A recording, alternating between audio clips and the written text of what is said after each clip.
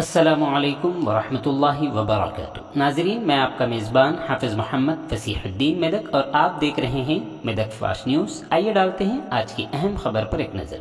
रियासत तेलंगाना के medical and health department के वजीर मिस्टर सी दामोदर राज नरसिम्हा ने कहा कि रियासत तेलंगाना में 10 साल तक बीआरएस हुकूमत के दौर में तेलंगाना में बदउनवानी और कर्ज काफ़ी उरूज पर पहुंच चुका था।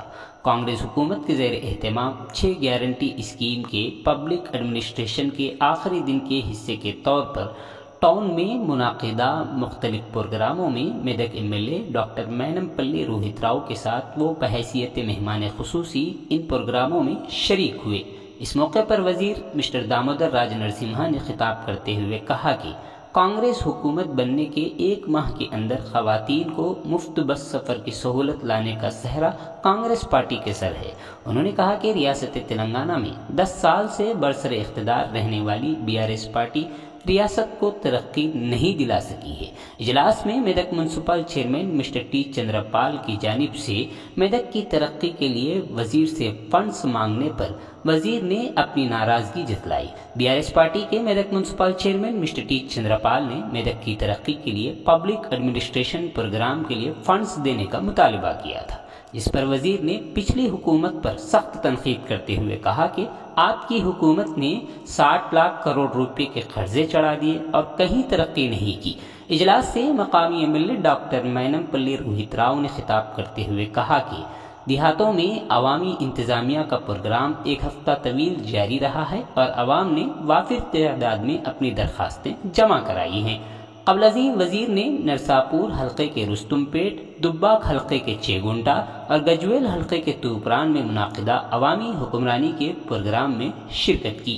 इस मौके पर जिला collector Medak mister Rajarshi Shah IAS, जिला additional collector local bodies mister G Ramesh, RDO Medak Ambadas Rajeshwar, public administration special officer mister Jayaraj, MRO Medak mister Srinivas, Medak municipal commissioner Janaki Ram Sagar, Medak municipal chairman T Chandrapal, councillor RK Seenu, Congress party कायदीन, advocate mister Jeevan Rao, Bujja Pawan, Uppala Rajesh, town सदर कांग्रेस पार्टी गुडूरी अंजनेलू, गुडूरी कृष्णा, साबिक market committee chairman Ganga Narendra, सुप्रभात Rao, Srinivas Chaudhary, Hafizuddin, Congress block सदर बट्टी Sulochana, counsellors RK Avari Shekhar, दायरा लिंगम और Congress party कारकुनों और कायदीन की कसीर तादाद शरीक रही। आइए इस सिलसिले में एक तफसीली रिपोर्ट आप हजरात के पेश खिदमत।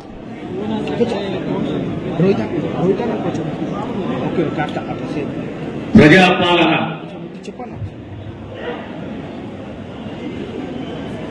చివరి రోజు 28వ తేదీ నుంచి 6వ తేదీ వరకు యావత్ తెలంగాణ రాష్ట్రంలో ప్రతి వాడలో ప్రతి గ్రామంలో తెలంగాణ సర్కారే ప్రజల ముందుకు వచ్చి మీ సాధక బాధలను అర్థం చేసుకుని మేమున్నాము అని భరోసా ఇచ్చి రాబోయే పరిపాలన ఏ రకంగా ఉంటుందో దానికి నిదర్శనం ఈ పరిపాలన, ఈ ప్రజాపాలన చివరి రోజు మెదక్ మున్సిపల్లో వార్డు నంబర్ 29, 30, 31 వాళ్ళలో వచ్చిన నాయకులకు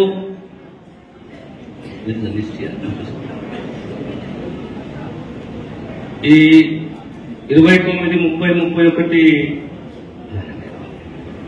31 కార్పొరేటర్లు, ఈ వార్డ్ కౌన్సిలర్లు శంసుద్దీన్ బేగం, RK శ్రీనివాస్, వేడి కళ్యాణి అంటే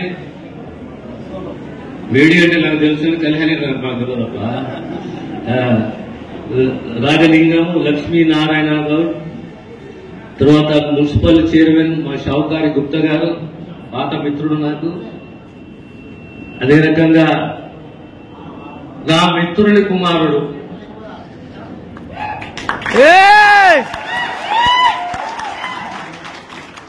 తెల్లచాం దగ్గరి మిత్రుడు కుమారుడు రోహిత్ బాబా గారు, డాక్టర్ రోహిత్ బాబా గారు. ఏ మనిషికైనా తపన ఉండాలంట, తపన అంటే ఓ సాధించాలన్న తపన ఉండాలి, గుడ్డి తపన కాదు. ఓ గమ్యం ఉండాలి, ఆ గమ్యానికి చేరే తపన ఉండాలి. దానికి మార్గం వెతుక్కుంటాడు, అనుచరులు వెతుక్కుంటాడు, సైన్యాన్ని తయారు చేసుకుంటాడు, ముందుకు పోతాడు, సాధిస్తాడు. ఆ కోవకు చెందినోడు మీ స్థానిక ఎమ్మెల్యే డాక్టర్ రోహిత్. మా జిల్లా కలెక్టర్ షా గారు, అడిషనల్ కలెక్టర్ రమేష్ గారు, జిల్లా యంత్రాంగం, పాత్రికేయ మిత్రులారా, ఈరోజు ప్రజాపాలన అంటే ఆనాడు కూడా చూశాం. ఇందిరమ్మ రాజ్యం అంటే గ్రామ గ్రామానికి అధికారులు తిరగాలి, ప్రజాప్రతినిధులు తిరగాలి, గ్రామాలలో అవసరాలను నడుచుకోవాలి, తెలుసుకోవాలి, ప్రభుత్వానికి నివేదించాలి. దానికి అనువుగా ఓ కార్యక్రమాన్ని రూపొందించాలి. అందులో ప్రధానంగా గ్రామ అవసరాలు, మౌలిక సదుపాయాలు, ప్రజల అవసరాలు, ప్రజల సంక్షేమము, మరి గ్రామ అభివృద్ధి, మరి ప్రాంత అభివృద్ధి అని ఆ దిశగా ఆనాడు ప్రభుత్వాలు పనిచేస్తాయి. వ్యవస్థ అనేది శాశ్వతం. శాశ్వతం అంటే మనుషులు వస్తుంటారు, నాయకులుగా వస్తుంటారు, పదవులు అనుభవిస్తుంటాము. గెలుపు, ఓటమి, పరిపాలన అనేది అదంతా కూడా అందులో భాగమే. అంటే వ్యవస్థ అనేది శాశ్వతము. వ్యవస్థను ఎంత పటిష్టపరిస్తే సమాజం అంత గట్టిగా అవుతుంది. ఆ సమాజంలో ఆ వ్యవస్థని పటిష్టపరుస్తూ ఆ వ్యవస్థలో ఎదగాలి మనం. కానీ వ్యవస్థని పక్క పెట్టి వ్యవస్థ కన్నా గొప్ప లేదు అంటే వ్యవస్థ కానీ ప్రకృతి కానీ ఎప్పుడు క్షమించదు. అది చాలా మందికి అర్థం కాదు. అహంకారము అంధకారం తీసుకెళ్తారు. ఎందరూ మన పదవులు వస్తుంటేమో అంత సౌమ్యంగా. ఇప్పుడు ఆడలకు దరఖాస్తు ఇచ్చారు నాకు, సార్ ఇక్కడ ప్రాంత ప్రధాన మెదక్ కానీ సంగారెడ్డి కానీ ఈ జిల్లాలు కానీ గతంలో మాకు రంగారెడ్డి, మెదక్, నల్గొండ ఇవన్నీ కలిసి ఒక జూన్ ఉండే సార్, ఇప్పుడు ఆ జూన్ లేదురా, ఇప్పుడు ఈ ప్రాంతంలో సిరిసిల్లలో చేరింది సార్, దీనివల్ల మాకు తీవ్రంగా నష్టం జరుగుతుంది ఉద్యోగస్తులకు, నిరుద్యోగులకు అని చెప్పేసి 4-5 వినతి పత్రాలు ఇచ్చింది.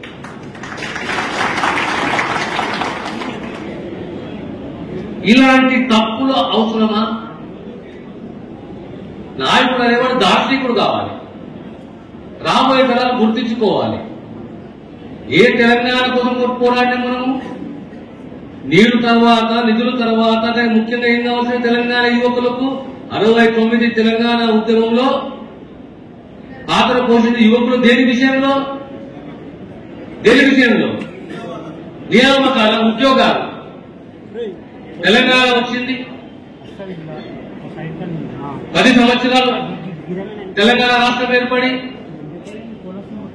కానీ సంపూర్ణంగా నిరుద్యోగ విషయం వచ్చే వరకు ప్రభుత్వ పరంగా మనం న్యాయం చేస్తామా? ఇది విమర్శ కాదు, ఇది ఆత్మవిమర్శ. న్యాయం చేసామన్నా చేయలేకపోయింది. ఇంకా కాంట్రాక్ట్ వ్యవస్థ పెరుగుతున్నది, అవుట్సోర్సింగ్ వ్యవస్థ పెరుగుతున్నది. కానీ ఇదే విశ్వాస్ కమిటీ పీఆర్సీ మీద 2021లో కమిటీ రిపోర్ట్ ఇచ్చింది. రిపోర్ట్ ఏమని ఇచ్చింది? 1,94,000 ప్రభుత్వ పోస్టులు ఖాళీలున్నాయి, భర్తీ చేయాలి అని చెప్పేసి. వీళ్ళు ఎక్కడ పోయినా అదే సమస్య. సార్ మాకు ఉద్యోగాలు కావాలి, మాకు అవుట్ సోర్సింగ్ వద్దు, మాకు కాంట్రాక్ట్ వ్యవస్థ వద్దు, మేము గెస్ట్ లెక్చరర్ అమ్ము, మేము కాంట్రాక్ట్ లెక్చరర్, మాకు ఈ వ్యవస్థ వద్దు, ఇది రద్దు చేయండి, మమ్మల్ని పర్మనెంట్ చేయండి అని ఇదే దరఖాస్తు. ఏ శాఖలో విద్యారంగమే కాదు, వైద్య రంగమే కాదు, ఏ రంగమో తీసుకున్నారు. గతంలో నా అదృష్టం, నేను విద్యాశాఖ మంత్రి. ఆనాడు కేజీబీలు, మోడల్ స్కూళ్లు, ప్రతి గ్రామానికి మధ్యాహ్న భోజనం, ప్రతి ఒక్క వ్యవస్థను ఏర్పాటు చేశారు. ఈనాడు తెలంగాణలో కళాశాలల ఇన్ఫ్రాస్ట్రక్చర్ పెరిగింది, కానీ నియామకాలు జరగలేదు. మెడికల్ కాలేజీల సంఖ్య పెరిగింది, కానీ నియామకాలు జరగలేదు, క్వాలిటీ ఎలా మెయింటైన్ చేస్తాం మనం? రేపు క్వాలిటీ ఎలా మెయింటైన్ చేస్తాం మనం అనేది పెద్ద ప్రశ్న. అయినా మీ అందరితో కోరేది ఒకటే, వ్యవస్థ ఏది అయినా ప్రధానంగా పేదవానికి ఎవరితో కనెక్ట్ అయి ఉంటుంది? 2 శాఖలతో కనెక్ట్ అయి ఉంటుంది. ఒకటి విద్య, ఒకటి వైద్యం. విద్య వైద్యం అనేది పేదవానికి ప్రభుత్వం ఇచ్చే భరోసా. నా యొక్క బలీనత ఏంటంటే నా పిల్లలు, నా బలీనత ఏంటంటే నా తల్లిదండ్రుల ఆరోగ్యం. కనుక నాకు ప్రభుత్వ పరంగా ఒక గ్యారెంటీ ఉండాలి, ప్రభుత్వ పరంగా ఒక భరోసా ఉండాలి. నేను ఏ హాస్పిటల్ పోయినా నేను అప్పుల పాలు కాను. నేను ప్రభుత్వ పాఠశాలకు కళాశాలకు పంపిస్తే నాకు ప్రమాణాలతో కూడిన విద్య లభిస్తుంది నా పిల్లలకు అని చెప్పేసి. అన్ని మౌలిక సదుపాయాలు, ఉపాధ్యాయులు, ప్రమాణాలు. ఒక ఆసుపత్రికి పోతే నేను అప్పుల పాలు కాకూడదు. ఇది ఏ ప్రభుత్వమైనా, ఏ ముఖ్యమంత్రి అయినా, ఏ ప్రధానమంత్రి అయినా ముఖ్యంగా లక్ష్యం పెట్టుకుని పనిచేసే విధంగా ఈ అంశాలు. అంతగాడికి పోతుంది కదా ఇది. ఒకడేమో పెరుగుతున్నాడు, ఒకడేమో తగ్గుతున్నాడు. అసమానతలు పెరుగుతున్నాయి. ఇది నాకు తెలిసి కేసు ఇది ఇప్పుడే చెప్పిన మైక్ ఎక్కడి. ఈ జోనల్ వ్యవస్థలో మెదక్, సంగారెడ్డి లాంటి ప్రాంతాలు గతంలో ఏ రకంగా అయితే లేదా, మెదక్, మహబూబ్ నగర్, రంగారెడ్డి, నల్గొండ ఒక్క జోన్లు ఉండను. తెలంగాణ రాష్ట్రం ఏర్పడిన తర్వాత జోనల్ వ్యవస్థ ఏర్పడి కొన్నిసార్లు అసమానతలు పెరిగినాయి, అన్యాయం జరుగుతున్నది. ఉద్యోగస్తులకు, నిరుద్యోగులకు కూడా చాలా అన్యాయం జరుగుతుంది. కనుక మీరు ఒకటే పని చేయాలన్న ప్రతిజాలు ఈ దరఖాస్తు వస్తున్నది. మీరు రాజకీయాలకు అతీతంగా ఒక కమిటీ ఏర్పాటు చేసుకోండి. ఎక్స్పర్ట్స్ తో కూర్చొని వాళ్ళతోటి డిస్కస్ చేసుకుని చర్చించుకొని ప్రభుత్వం దగ్గరికి మీరు వస్తే నేను ముఖ్యమంత్రి గారు టైం ఇప్పిస్తా, కూర్చోబెట్టి మనం చర్చించుకుందాం, మాట్లాడుకుందాం.